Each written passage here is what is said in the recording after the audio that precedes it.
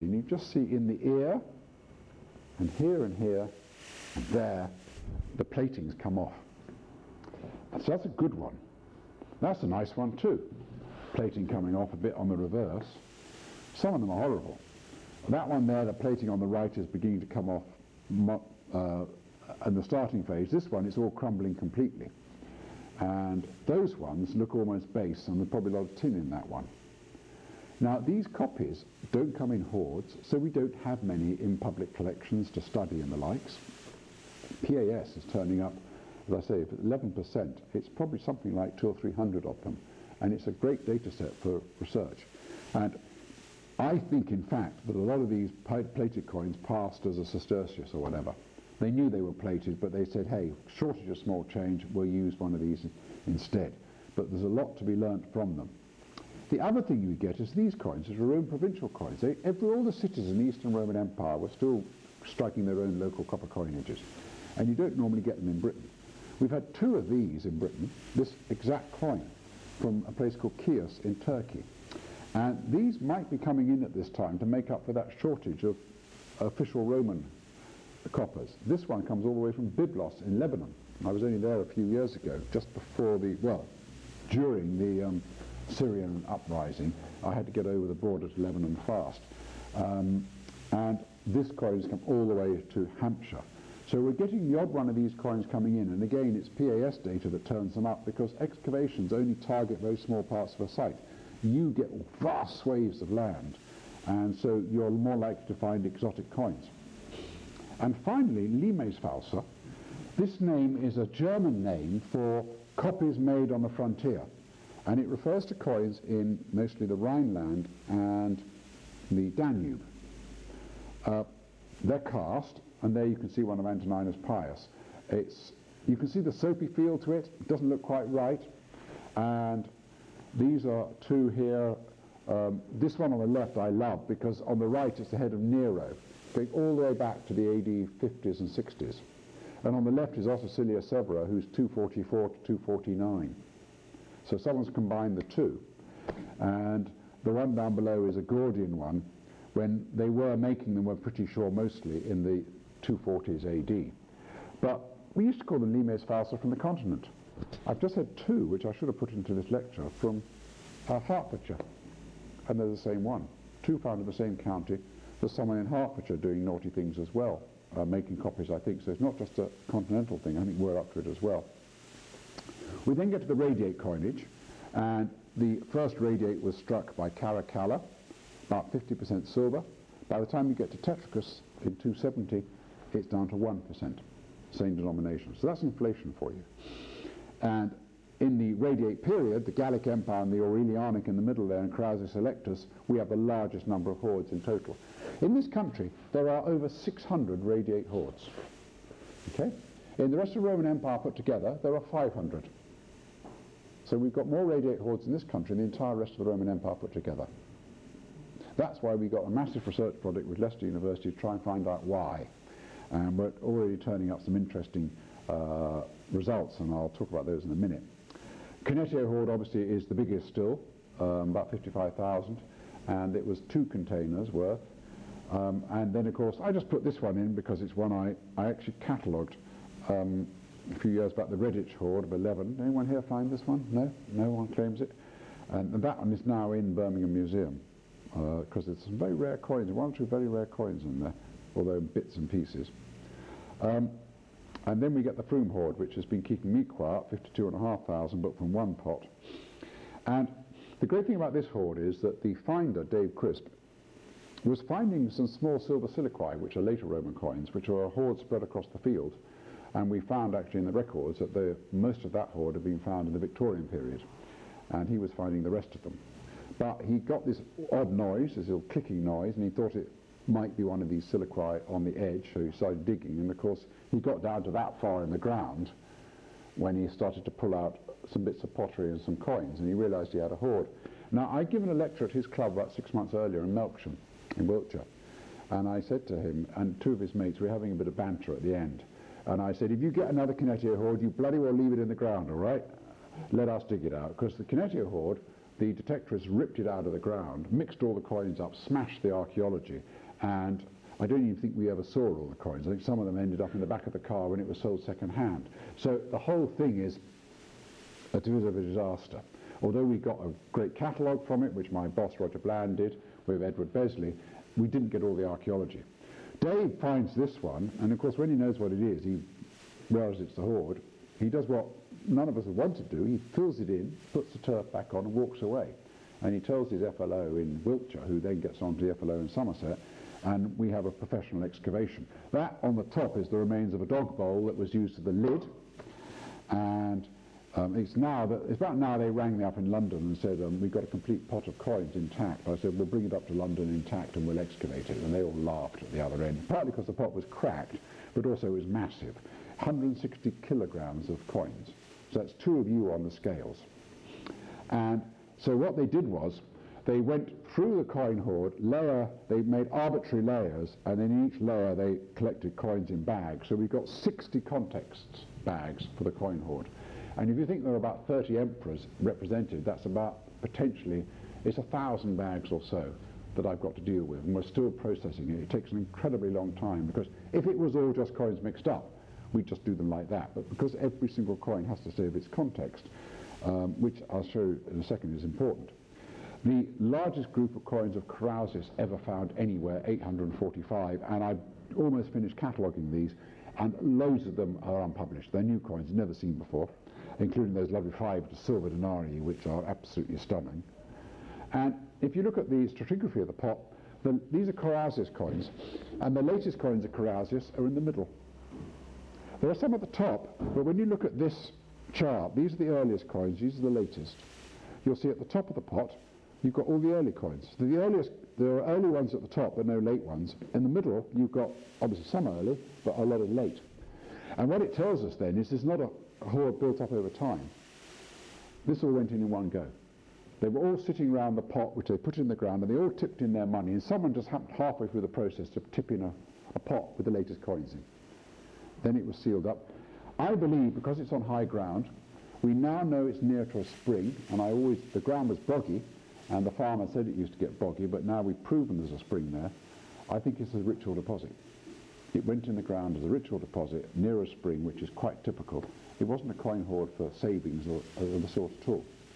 And that is something which is beginning to come through on our research, that not all these coin hoards represent upheaval, fear, savings or whatever. Some of them are just donations to the gods. And it's a lot more debate. I could go on forever. That's the reconstruction of it, being buried. You can see with all the other pots and containers of coins to be put into it. And there is the little book, which actually, John's got a few copies here, which you can still get. And this hoard directly led to this massive research project we've got with Leicester, which involves 3 research students, looking at all the coin hoards in Britain now. We're going to have a database. You'll be able to see it online in about 2 years' time. Every single coin hoard ever found in Britain is going to be online for you to go and look at, so you can see everything that's been found in your area. And all because one detectorist left a coin hoard in the ground for us to dig up. And that's led to this and a whole lot of other things. So it's a pretty good thought. Dave Crisp is a wonderful bloke. He's written a very good book on detecting too. Have you seen it? He's written a very good book by Greenlight Publishing on detecting, and it's got some wonderful cartoons in it. He's got some great stories. He's been chased by a bull, for example, and he tells you all these little tips that you need to know. I would recommend it. And in these periods of radiates, 13 and 14, you get big peaks because the coins are debased. And you see 13, 14 here, this is Worcestershire and Warwickshire. Note, Worcestershire, Warwickshire, not Shropshire, Staffordshire or Herefordshire. You don't get many of these coins in Shropshire, Staffordshire and Herefordshire. You're getting most of them in the southeast, and Worcestershire and Warwickshire are looking to the southeast. So Shropshire and Staffordshire now, I'm afraid, and Herefordshire are out of the picture. We're now into Worcestershire and Warwickshire. These coins were struck in enormous numbers, and we've done studies, and I won't bore you with the details, but we reckon over 1 million a day are being struck in 2 mints. So that's 2 million coins a day. Just think about it. It's a phenomenal number of coins being struck, and that's why they're so common. And that particular coin, Pax AVG for Tetricus I, is the most common of the lot. And in the Kinesio Hoard of 55,000, there are about 3,500 of that coin alone. And in Frome we've got bucket loads too.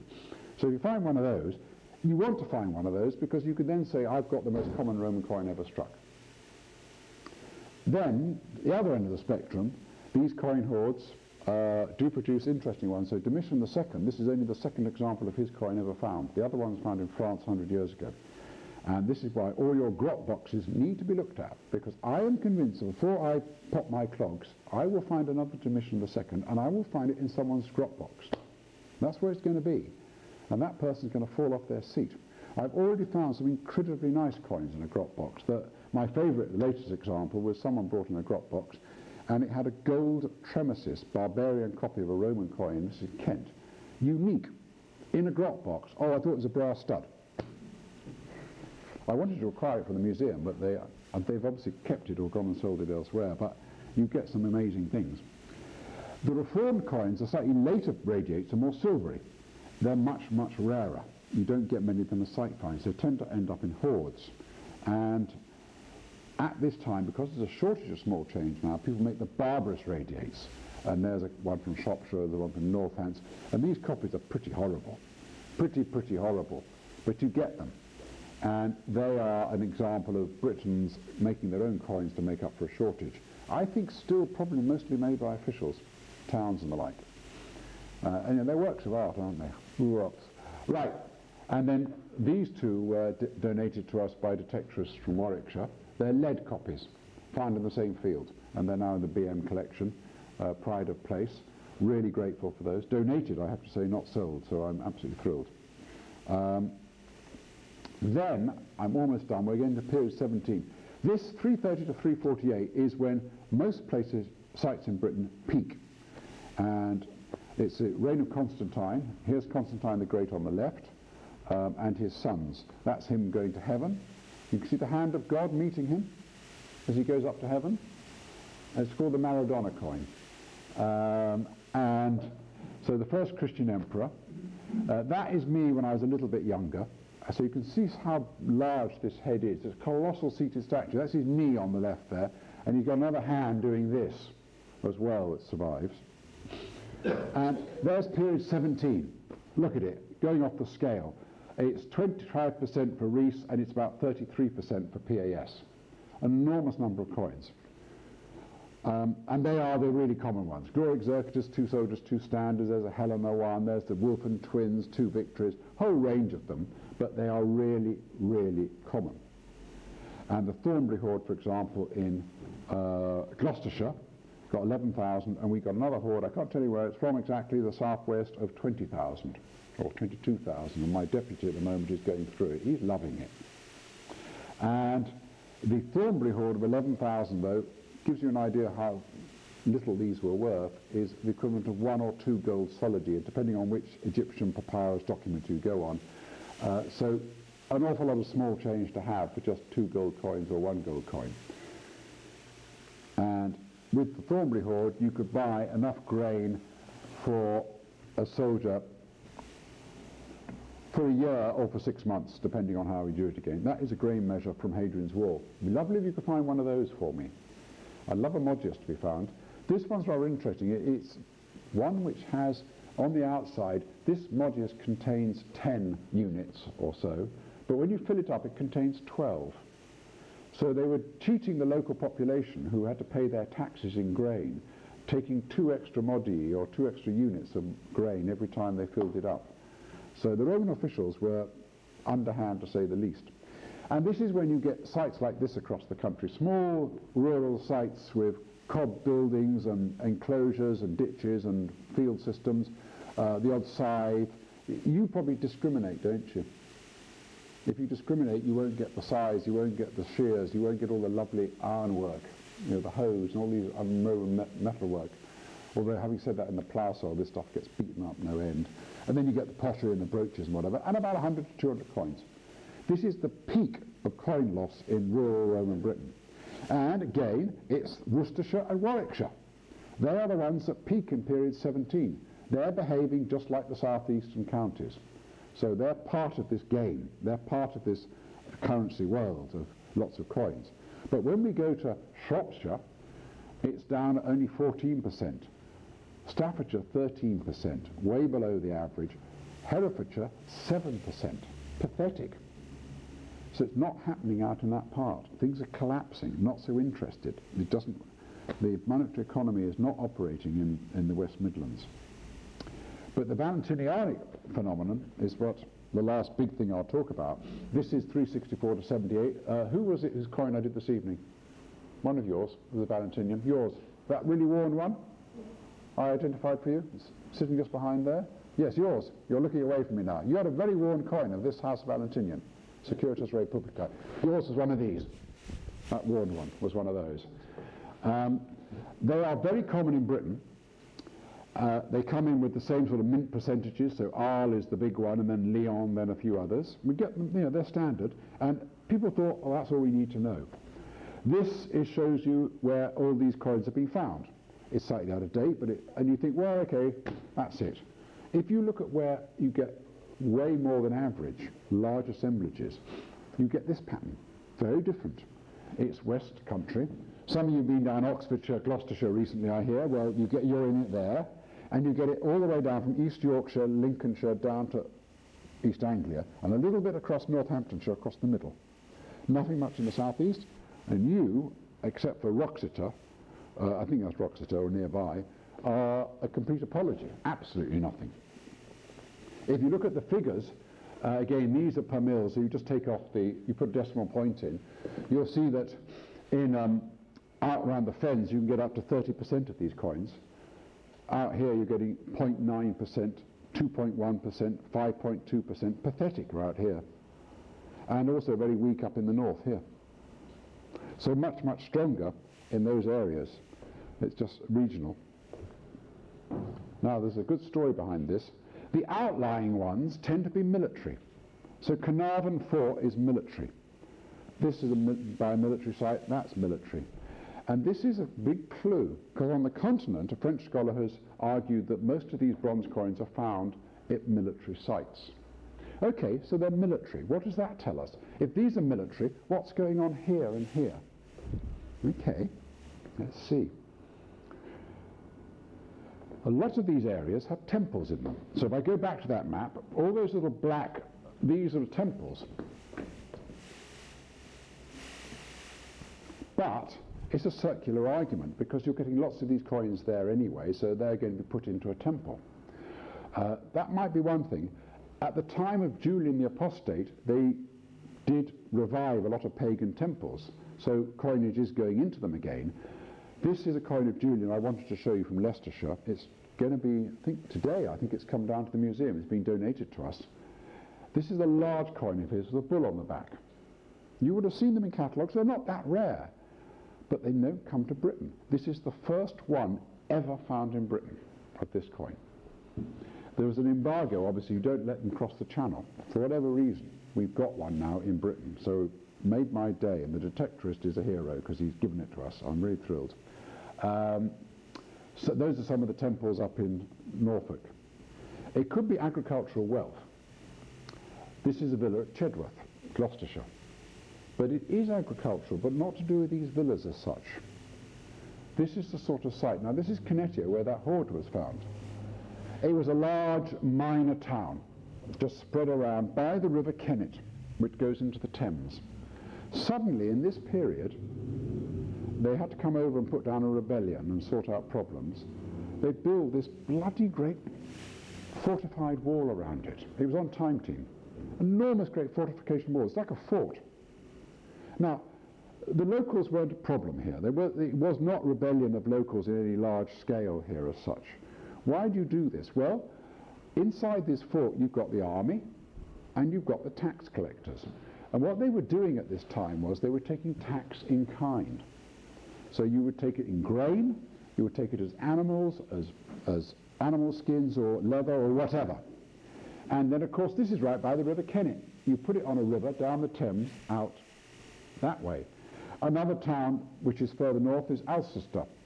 And Ulster has a similar profile next to near the Thames with a lot of late Roman coins. And I can name you lots and lots of small fortified settlements which are all in this area, which appear to be where your military and tax collectors are based. Even Hambledon Villa, right on the River Thames in Buckinghamshire, has a colossal amount of this coinage. It's on the Thames. It's another processing area where this food is being collected and put onto the river. And you get these late buckles. Has anyone ever found one of these? Again, you don't get them here. These are zoomorphic buckles. They're lovely. And they are found in very much the same area as the coins I've been showing you, not entirely. And they, as you notice, none on Hadrian's Wall really, one up on Hadrian's Wall, not much in the west. These are military. Are you telling me you're getting military buckles in the southeast, all the veterans retiring, is it? This is the army in the countryside. They're down in the south. And a lot of them are cavalry. By the late Roman army is very cavalry based, patrolling large areas with the dragon standards, as you can see there, the Draco standard. And they are enforcing tax in kind with the tax collectors. Now, I don't want to labour it. It's a 100-year anniversary of the First World War. Julian was forced back all the way from the Roman Rhineland to Paris in 357, just like the French were. And he then had to move his way all the way back up to the Rhineland. And we're told by one ancient source that one of the most urgent tasks was to enter those cities which were long since laid in ruins and abandoned, and to restore and fortify them. He also replaced burnt-out granaries with new ones so that they could house the corn which was regularly shipped from Britain. So he refers to corn being regularly shipped from Britain. So we know we're shipping out corn to the Rhineland to feed the army and the towns. Libanius tells us that in the past grain was shipped by sea from Britain and up the Rhine, but then how the barbarians took control, so Julian had to then deal with the barbarians to enable the grain in again. Another, Julian himself says that he had a fleet of 600 ships bringing the grain to Britain, of which he built 400. Zosimus, another writer, said actually there was 800. We don't know which the figure is right, but this is a colossal number. Just imagine, just close your eyes and think, North Sea, 600 ships going across the North Sea, backwards and forwards, with grain to the continent. This is an enormous amount of export. Even today it would be colossal. And that tribe there, the Chamavi, had to be sorted out so they could get the grain down the Rhine. So we've got 5 ancient sources telling us about this. And we know from the continent that they had a combine harvester called the Valus, which could enable massive industrial scale production. And boats appear on mosaics for these fleets. And that is what I reckon is happening. Nearly all these sites are near rivers. And these coins represent where the army and the tax collectors are getting the stuff, and it's coming down the rivers and going out to the Rhineland. But what's interesting is, in your neck of the woods, it isn't. You're not part of this picture. You're out of it. They're not interested in you lot. You're not producing the sort of food they want in quantity. We're not getting the coins here. I don't want to be negative about it, but the data you've given us is crucial. You're not part of this story. You're out of this story. Probably the Roman officials aren't even bothering to come and knock on your door. They're probably saying, West Midlands, don't want to have anything to do with them. Just let them be. But they are where they need the food. And this is the late Roman Empire when it's desperate for food on the continent. And they will do everything they can to get what they want. And they just ignore the rest. It's an empire. Empires aren't altruistic. They're not there to make people's lives nice. They want to keep themselves going. And so when you look at the peaks here, period 19, it is pathetic. In fact, in Shropshire and Staffordshire, you've only got 5 and 3 coins of this period entirely. Whereas down in Warwickshire, you've got in the hundreds. Down to Wiltshire, you've got in the thousands. So that's the variety you're getting. So you can see periods 19, Hereford, Staffordshire and Shropshire just aren't worth writing about. Warwickshire, because it is slightly locked into the system on the eastern side, is. And finally, the late Roman silver. Again, we've got about 150 Roman silver hoards from across the Roman Empire of this late period. Over 100 are from Britain. Again, we have the vast majority. Something about this country, we put our money in the ground. And that shows you where they are found. And again, I was talking to Peter Reeville about this. You just don't tend to get them. Anyone here found a silver silica? No, I wouldn't expect it. These are they. There's one from Warwick. They're all Warwickshire. You don't get them from the other counties really. So there's two from Warwickshire, one of Gratian, one of Honorius. This one is from Shropshire. You do get one. There's one from Shropshire. That is a rare bird in Shropshire, I tell you. And you get clipped ones around the outside. These clipping happens in the 5th century, probably to make up for a shortage of silver, and they probably melted clippings down into ingots and sometimes restruck them in other coins to keep the currency going. And there's a clipped siliqua from Warwickshire and another one from Warwickshire. We've got two clipped siliqua there at the very end, and this is a copy of a siliqua from past database. And that's what they were making out of them, these ingots. I'd love one of you to find one of these ingots. I really want one of these ingots here, please. Oxhide. Can you just turn the machines on? Okay, just don't wander around the fields whistling. Turn it on. I want one of those out somewhere. Got to happen soon. Okay, we got over 1,500 of these siliqua. When I did my research in the 1990s, I only knew of a very small handful from sites, and I argued that they never even circulated. What the PAS has shown is they circulated, and that shows you the distribution. Again, it shows you that you don't really have very many at all in this neck of the woods. You're out of the picture. We even have a hoard of siliqua clipped, because clipping is a British thing, found on the Pyrenees, on the foothills, which were British soldiers who were serving in the army of Constantine III, almost certainly, when he took the army across to the continent. So we can follow the clipped siliqua on the continent and see where the British army ended up. The copper numi are equally rare. Again, look at that map. Very few of them in your neck of the woods. These are horrible coins. This is why we must see the grot pots, because they only tend to come up in grot pots because they're so horrible. Look at the numbers. Warwickshire's got 22, which is not really great, but okay. Hereford 4, Worcestershire 3, Shropshire 1, Staffordshire 0. Sounds like the football pools. That is how few there are. There's complete meltdown in your neck of the woods. Nothing is happening. There's no silver, there's no bronze, there's no copper. No one's using money. But when you go to Caerwent and Richborough, Caerwent's got about 10,000 of them. Richborough has 22,000. And what's interesting is when you go to the sites like Richborough and Caerwent, you've got an enormous predominance of copper over silver. When you go to PAS sites, you will see that in the rural areas you have about 3 coppers to 1 silver, which means that in the rural areas people were using silver because it had value, but they weren't interested in the copper. Whereas soldiers in the forts and people in the towns were still using the copper.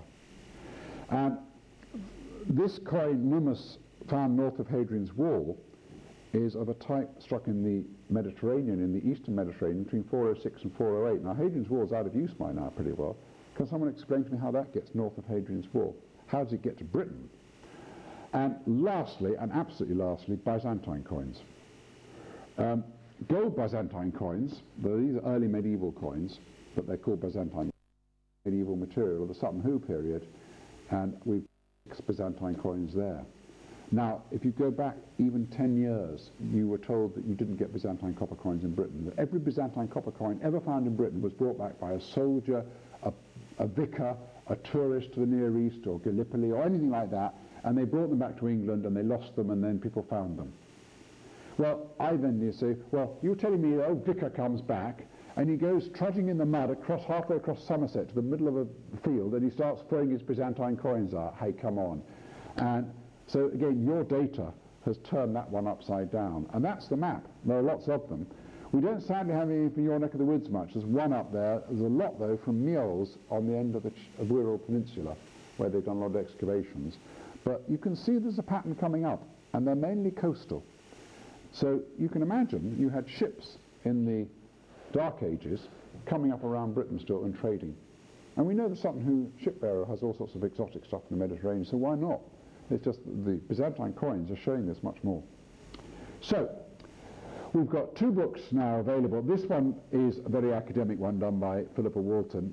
It's a very expensive book too on PAS data. It's out of date now as far as the data goes, but it's still very important academically. That's my one, which is much more popular. I couldn't write an academic book if I was paid to, but that's one which a couple of you got already, which is a general overview of what's going on. And it's not the book I would have written if I'd done it from scratch. It was the articles in treasure hunting put together with an introduction, so it has got its weaknesses, I know. We're still getting loads of coins coming in.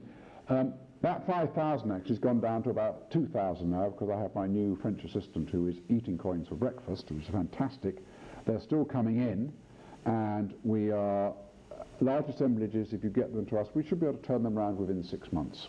That's what we're aiming for now. We've had a lot which are stuck around for a little bit longer, 2,500 from one site and other big sites. But if you get large assemblages, we will process them for the FLOs. And all I'm going to say, just keep recording with us. Really grateful. It's making all the big difference. Did anyone here get that one? No, one of my favourite coins ever found. I wanted that to be the cover of the book, but we didn't have a quite high enough resolution photograph of it. But it's a Claudius coin, obviously dropped by some poor soldier during the invasion period, who must have been furious when he lost it. But that's the sort of thing you might find, so it's worth going on. Okay, I'm going to shut up there. If you've got any questions, I'm happy to answer them or make up what I don't know. Otherwise, I'm sure the pubs are still open. You're gasping for a drink. And Nurofen is 2 for 1 at Boots round the corner. Okay, cheers then. Cheers.